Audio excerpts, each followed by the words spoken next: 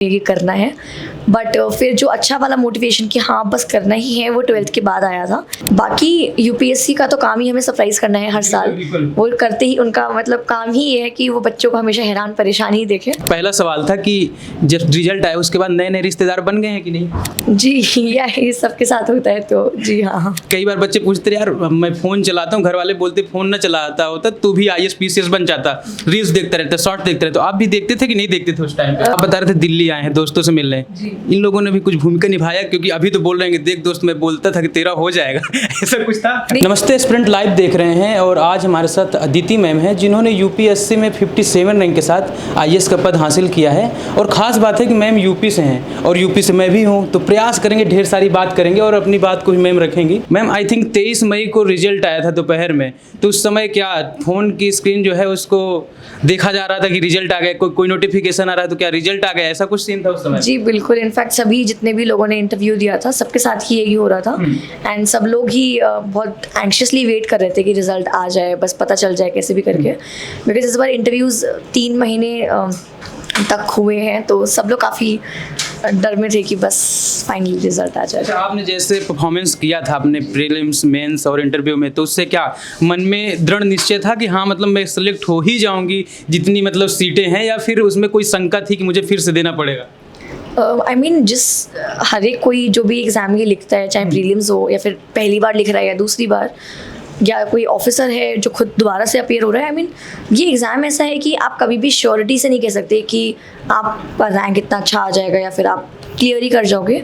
थोड़ा कॉन्फिडेंस होता है अपने अंदर कि हाँ शायद हम कर जाएं या फिर हमारी प्रिपरेशन अच्छी है, तो वो कॉन्फिडेंस हो सकता है। बट आप कभी भी 100% श्योर नहीं रह सकते क्योंकि एग्जाम का अनसर्टेनिटी बहुत ज़्यादा है। बिल्कुल, इसमें कहीं ना कहीं लक भी काम करता है क्या? जी मेरा मानना है कि काफ़ी हद तक लक काम करता है, क्योंकि मैंने तो खैर इतनी नहीं पढ़ाई की थी जो लोग कई सालों से कर रहे हैं, तो मुझे लगता है लक का भी फैक्टर रहता है। आपने बोला कि मैंने उतनी पढ़ाई नहीं की, तो थोड़ा प्राइमरी एजुकेशन से आपको ले चलते, क्योंकि आपकी ज़्यादा उम्र नहीं है और आई थिंक फर्स्ट अटेम्प्ट नहीं, आपने क्लियर कर दिया। प्राइमरी एजुकेशन वगैरह कहाँ से हुई?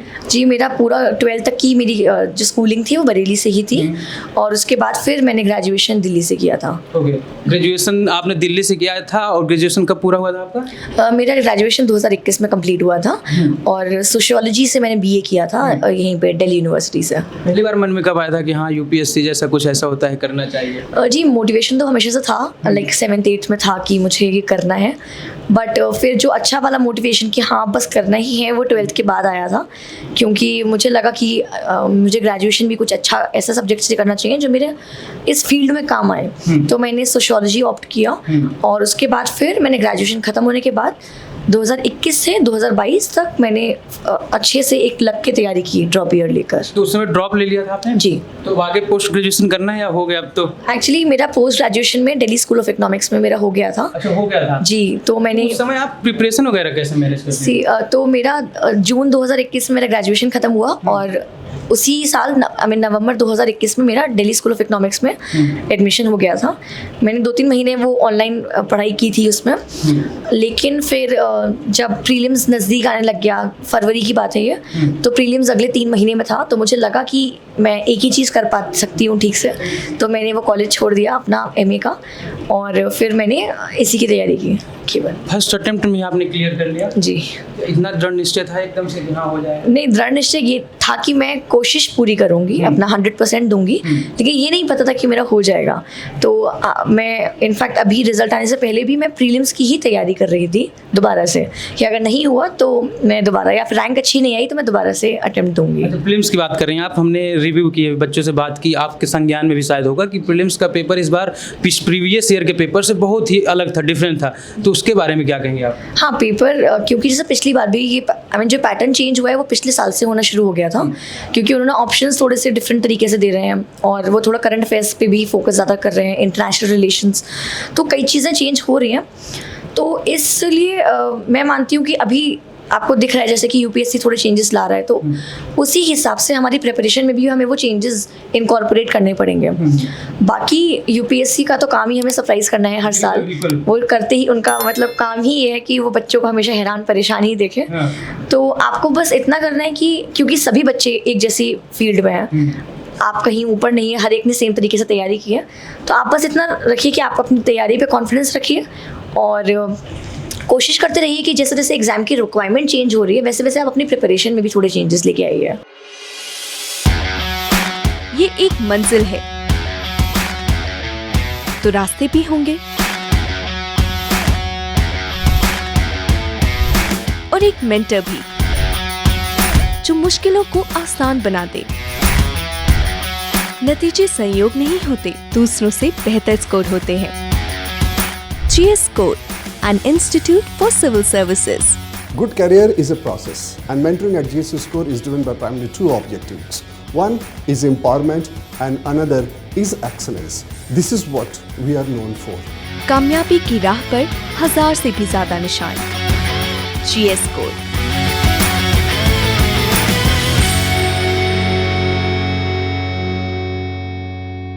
कैमरा ऑफ था, आप बता रहे थे कि मतलब आप दिल्ली कभी आए ही नहीं पढ़ने के लिए, लेकिन बच्चों की रुचि होती है यार काश मैं दिल्ली जा पाता, वहाँ मुखर्जी नगर में पढ़ पाता, काश मेरे पास संसाधनों की कमी नहीं होती तो मैं ये कर पाता, लेकिन आप बरेली में ही रहकर क्रैक कर दिया। फर्स्ट अटेम्प्ट था 57 रैंक, ये कैसे? जी दिल्ली में रहना हर एक के बस की बात नहीं है। पहला तो यहाँ काफ़ी ज़्यादा महंगा भी है, और दूसरा हर एक को यहाँ का प्रेशर हैंडल नहीं कर पाता, बिकॉज इतना स्टूडेंट कम्युनिटी है। कई लोग एंग्शियस हो जाते हैं, जैसे मैं भी हो जाती हूँ, मैं कंपटीशन देख के थोड़ा डर जाती हूँ। तो अगर आप अपने घर पे भी हैं, आजकल यूट्यूब के माध्यम से आप बहुत सारे सोर्स सारे मटेरियल आपको अवेलेबल मिल जाते हैं। आपको कई सारे टेलीग्राम ग्रुप्स पे आपको मटेरियल मिलते हैं।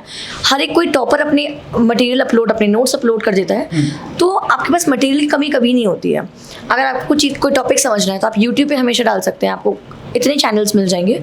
तो मेरे ख्याल से आपको संसाधनों की कमी मैं मानती हूँ बहुत ज़्यादा होती है कभी कभी, लेकिन अगर आपका दृढ़ निश्चय है तो आप इन यूट्यूब के सोर्सेज या फिर ऑनलाइन सोर्सेज से भी आप दिल्ली में ना रह के भी आप पूरी अच्छे से तैयारी कर सकते हैं। उसका उदाहरण आप तो है, एग्जाम्पल आप सामने है।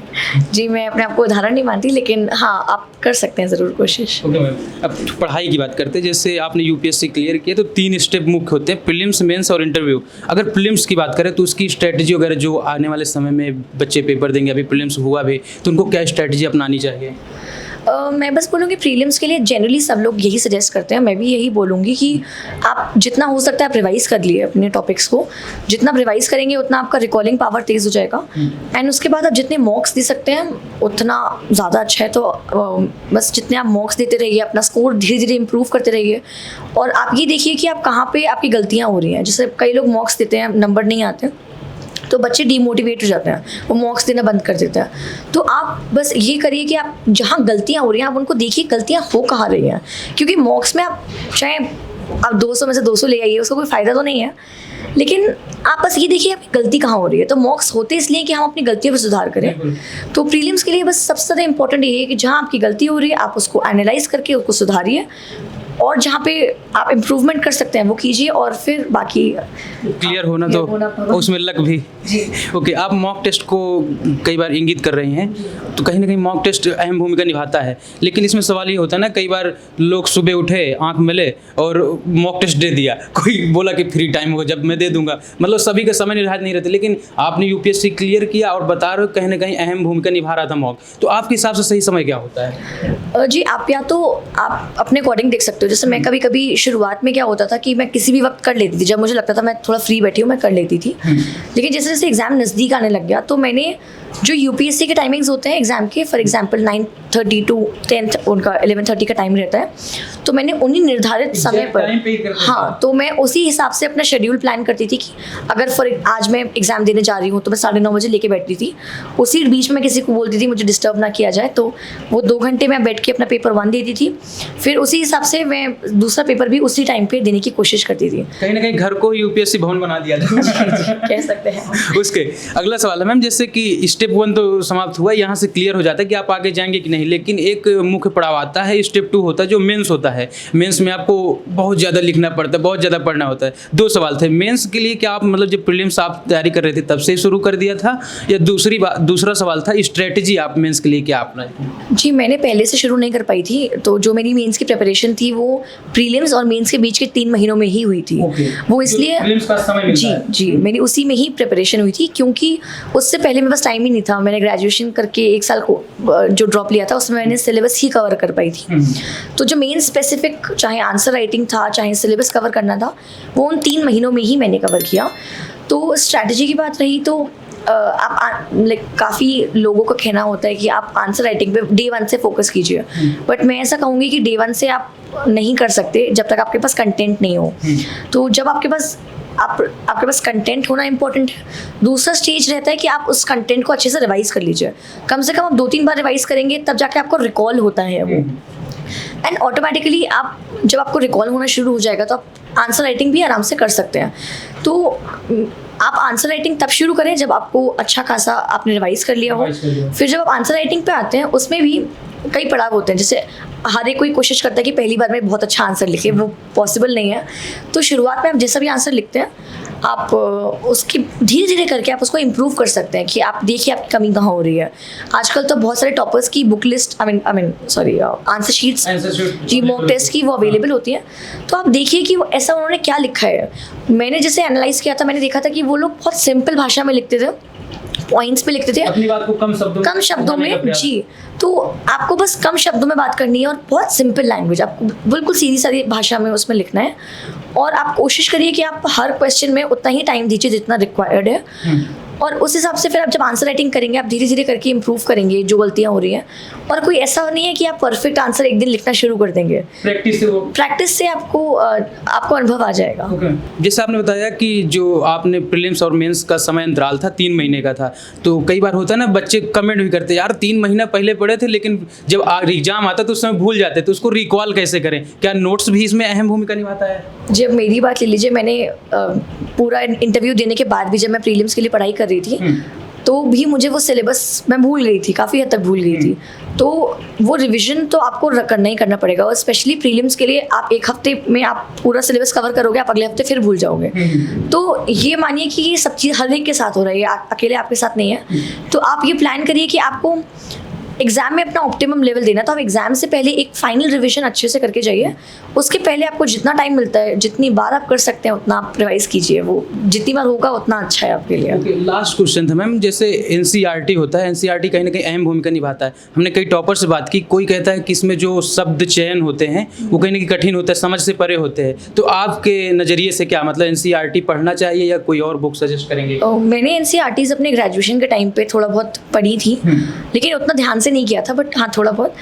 लेकिन आप जब 1-2 बार आप कर लेते हो एनसीईआरटीज़ को रिवाइज कर, 1-2 बार पढ़ते हो, अगर आपको कुछ समझ में नहीं आता है तो आप डेफिनेटली उस चीज़ को गूगल कर सकते हो। आजकल गूगल पे हर चीज़ सरल भाषा में भी और सरल भाषा में अवेलेबल है। तो आप जब वो काम वो करते हो तो वो एनसीईआरटीज़ धीरे धीरे आपका बेस बन जाता है।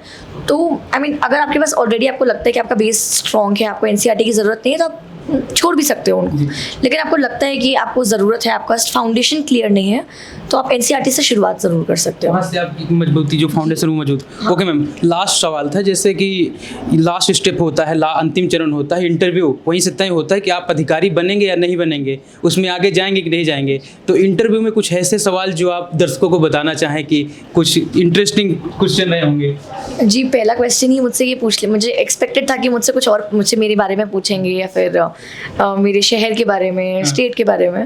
लेकिन पहला सवाल मुझे ग्रीन रेवोल्यूशन पूछा गया था कि ग्रीन रेवोल्यूशन दोबारा हो तो आप क्या चेंजेस करेंगे, इकोनॉमिक लिबरलाइजेशन दोबारा हो तो आप क्या पॉलिसी चेंजेस करेंगे। तो वो कोशिश कर रहे थे कि वो मुझसे जान पाएँ कि मैं क्या सोचती हूँ, क्या विजन लेके चलती हूँ।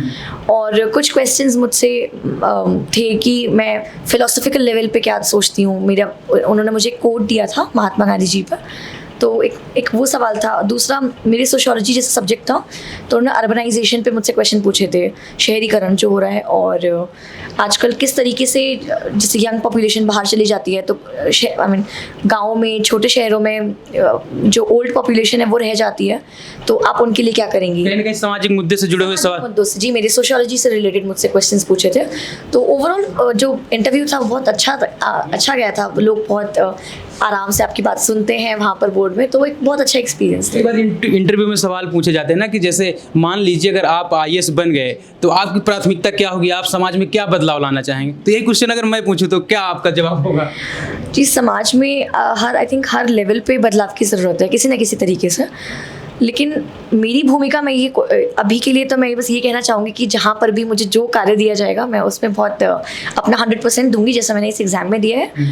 और जिस भी लेवल पे मैं कंट्रीब्यूट मुझे दिए जाएंगे जो काम, मैं वो जिस एरिया में मैं रहूँगी, मैं हमेशा बस ये देखूँगी कि उस एरिया की प्राथमिकता क्या है, उस हिसाब से मैं अपनी प्राथमिकताएँ भी डिसाइड करूँगी। मैं बार बार कर रहा हूँ लास्ट क्वेश्चन, इस बार लास्ट ही होगा। 2-3 क्वेश्चन रैपिड फायर टाइप के। पहला सवाल था कि जब रिजल्ट आया उसके बाद नए नए रिश्तेदार बन गए हैं कि नहीं? जी, ये सबके साथ होता है, तो जी हाँ। अच्छा, दूसरा सवाल था ये, कई बार बच्चे पूछते रहे यार मैं फ़ोन चलाता हूँ, घर वाले बोलते फ़ोन ना चलाता होता तू भी IAS PCS बन जाता, रील्स देखता रहता, शॉर्ट देखते रहते, तो आप भी देखते थे कि नहीं देखते थे उस टाइम पे? जी, वो कभी कभी थोड़ा एंटरटेनमेंट के लिए आपको चाहिए होता है, लेकिन आप या तो अपना समय निर्धारित कीजिए कि आप आधे घंटा देखना चाहते हो, या फिर तो अगर आप देखते रहोगे तो फिर वो टाइम ले जाता है बहुत ज़्यादा। तो सोशल मीडिया डिस्ट्रैक्शन है, लेकिन अगर आप चाहें तो आप उसको बंद कर सकते हैं, जो मैंने किया था, मैंने बंद कर दिया था बिल्कुल। लेकिन अगर आप थोड़ा बहुत उसको टाइम कंट्रोल कीजिए तो वो कर चला सकते हैं, कोई दिक्कत नहीं है। आप बता रहे थे दिल्ली आए हैं, दोस्तों से मिल रहे हैं, इन लोगों ने भी कुछ भूमिका निभाया? क्योंकि अभी तो बोल रहे हैं कि देख दोस्त मैं बोलता था कि तेरा हो जाएगा ऐसा कुछ था? नहीं, दोस्त हमेशा मेरे काफ़ी सपोर्ट करते रहे हैं। मैं जब भी बोलती थी मेरा नहीं होगा, बोलते थे कि हमें विश्वास है हो जाएगा। तो मेरे दोस्त और मेरी एक टीचर भी रही हैं, एक अमृता शास्त्री मैम है, तो उन्होंने मुझे बहुत सपोर्ट किया है इस पूरी जर्नी में। मैं जब भी डिमोटिवेट होती थी मैं उनको कॉल करती थी, और वो लोग हमेशा बस रही हैं मेरे साथ। और चाहे वो मेरे सब्जेक्ट में मुझे पढ़ा नहीं सकते, लेकिन वो हमेशा जी, और वो बहुत ज़्यादा ज़रूरी है। आपके साथ ऐसे लोग होने चाहिए जो आपका हौसला बढ़ाते हैं। Okay, thank you ma'am.